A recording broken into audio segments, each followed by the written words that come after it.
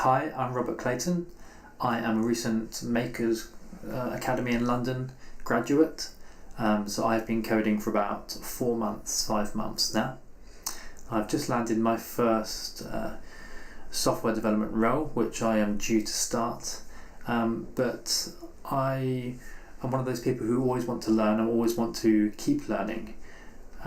So I've decided that I'm going to start to make a blog, and I'm going to continue to do it through Rails and Ruby just to keep myself updated. And I thought as I'm doing it, I might as well make a tutorial of it and take you guys along and show you guys how to do it as well. So please forgive me if I'm not using the best technique or best practices, and any helpful comments you leave below would be really appreciated. So yeah, let's jump into it. So first things first, we're going to get up our terminal. I've got iTerm here, which I'm using. And first of all, we're going to be using Rails. So if you haven't got it already, you should have Ruby installed, but we're just going to check the Ruby version. So Ruby-V, and I've got 2.4.0, which is very good. And well, it's good enough. And let's also have a look at SQLite 3, SQLite 3, which is something which Rails uses, and we've got 3.16, which is also fine.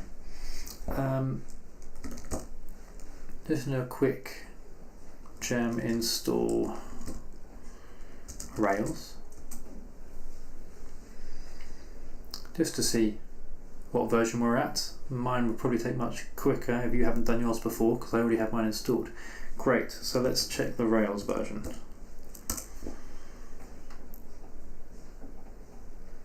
Great, 5.1, so we're in Rails 5, which is good, latest version. Okay, so firstly you want to navigate to somewhere in wherever you want to store this project. I've just gone to my iCloud, which is a little shortcut I've set up, and I'm in my projects. So let's make a new directory, and I'm going to call it blog. Let's change into that blog. Great. Right, so we're ready to go.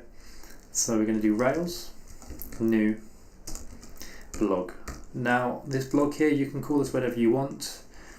So I could call it Robert's blog, or whatever you want to call it. It's just the name you're giving to this new Rails application. So hit go. Now this will create all the files you need. Hopefully it'll be nice and quick. We'll see. If not, we'll come back in a second when this is done. Okay, great. So it's finished installing. So let's just clear off the screen.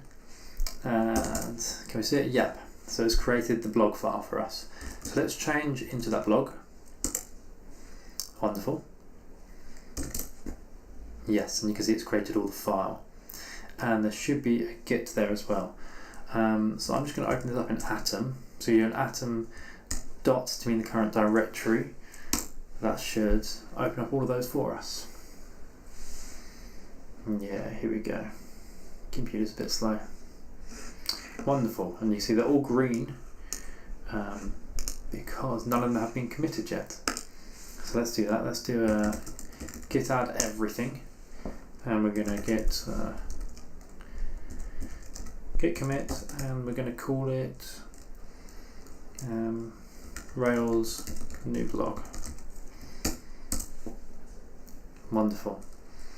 Now let's go to GitHub.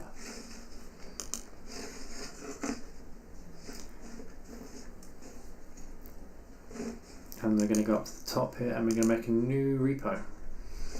And I'm just going to call this blog. Actually, let's call it Rails blog. Right. Wonderful. And that's easy. So we're going to copy this HTTPS key, and well, it tells you what to do here, but Rails automatically does the git init. We don't have a readme, but we've already got stuff to commit, so we're okay. We've committed it, and we actually need to add the remote now. And actually that's got the HTTP in it for us. GitHub is clever enough to do that. So we're going to add the remote, and if we go git remote version, we should be able to see that there now. And we're going to do a git push. If we add this little U flag, that will remember that as default we want to push to origin master. Now origin, we can see here, is the name of the remote. So we're pushing to this remote, and master is the branch. We're on master branch. So there we go. Let's give that a go. That might take a little while. Hopefully it'll be fairly quick. Right, it's done. So we go back to GitHub. We refresh the page. And there we go. Wonderful. Our first thing with the commit message, Rails new blog. Wonderful. So now we have this, we have our code. We are in the folder. Let's check it's actually, the server actually works. Now to do this, we want to go back to our terminal, and we go bin Rails server. Now this will boot up the server for us. If you want to do shorthand, you can do Rails S, and Rails is clever enough to understand what that means. Great, so you can see it's listening here on 3000, and that means localhost 3000. So if you go to the top here, we can see we go to localhost colon 3000. Just want to refresh that page. You see the server working on the right, so it's processing and it's rendering the website. Done a GET request to the root, so slash, so we got nothing on the end here, so we're at the root. And here we go. Yay, we're on Rails. Fantastic. Right, but we actually want something, so how about we try and get a hello world working? So we just Control-C to exit out of that, and we need a controller. We need a welcome page. So once again, it's bin Rails, which is the sort of command list, everything's stored in there. And we're going to generate, and actually Rails again is clever enough to know you don't need to put generate, but just G means generate. We're going to generate a controller. We want to call that controller welcome. So welcome is the controller name. You can once again rename this how you want, but I want the controller to be named welcome, and the action I want index, because I want an index of this welcome page. Great, and now this is going to do all the work for us. Rails is clever enough to do everything for us. And this might take a little while. It's done. Fantastic. So let's go to Atom to see what's happened. Now this is the fantastic thing about Atom, because it's built by GitHub. It shows you what hasn't been committed. So as we've just committed and pushed that up, we can then see what's happened since. And the only thing we've done since is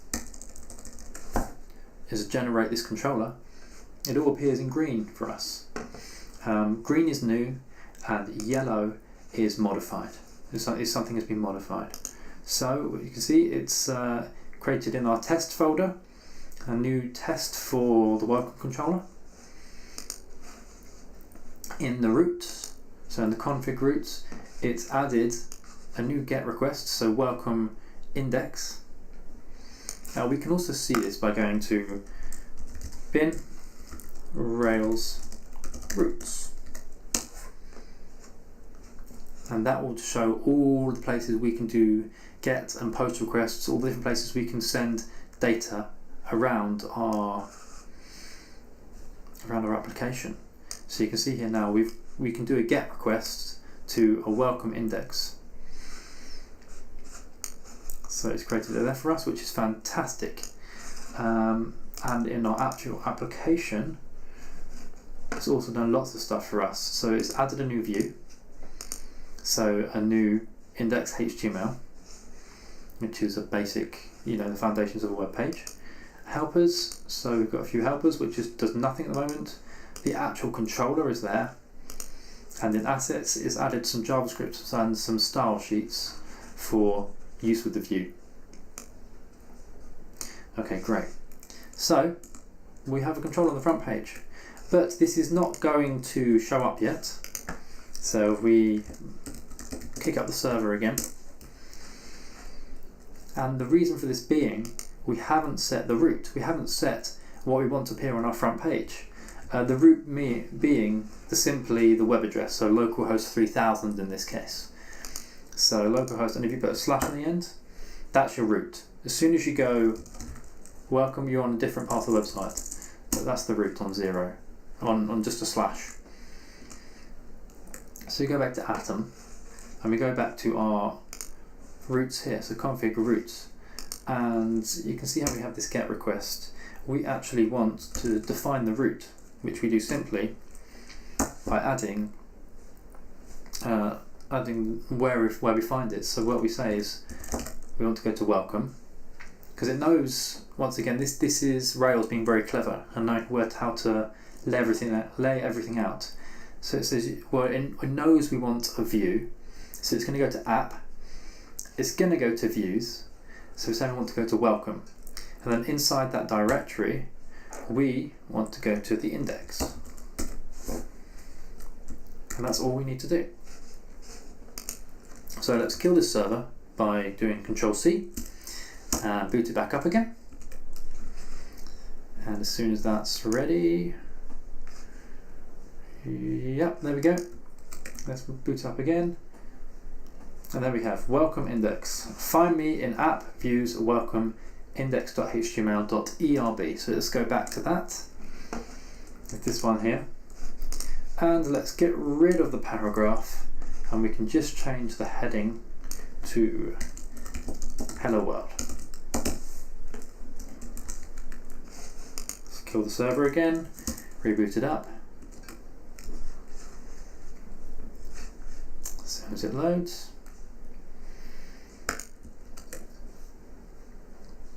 there we go, hello world, we're done. So final thing to do, we want to git add all the work we've done, and we open up Atom again, you can actually see this submit. Oh no, sorry, I'm in Atom. So we're going to git add and the dot or period for everything. We're going to git commit, and we're going to call it hello world. Great, and as you can see on the left in Atom, it's all gone white. All that green and yellow has disappeared because it's been committed. And we're going to push it up, and we can just do git push this time because we did the flag U, so we don't need to define that we want to push to the origin remote or that we want to do the master branch. If you do want to change the branch or push to a different remote, you have to specify that. But we set the default to origin master, so we do git push. That's done. Go over here, go on over to our GitHub, give it a refresh, and you can see the new bits. They've got the hello worlds in there. Great.